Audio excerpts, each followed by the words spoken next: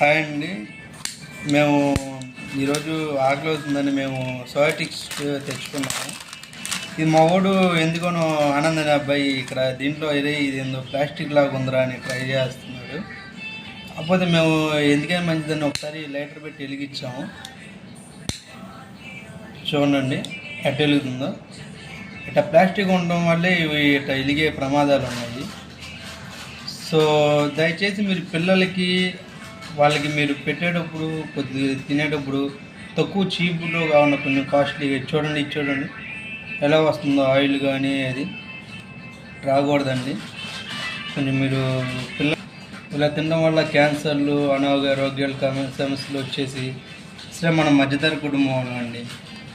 ఎందుకంటే మనకు వచ్చేది రూపాయి అయితే మళ్ళీ హాస్పిటల్ కానీ వాటికి కానీ వీటికి కానీ 5 రూపాయలు అవుతాయండి. కొంచెం జాగ్రత్తగా చూసి మీరు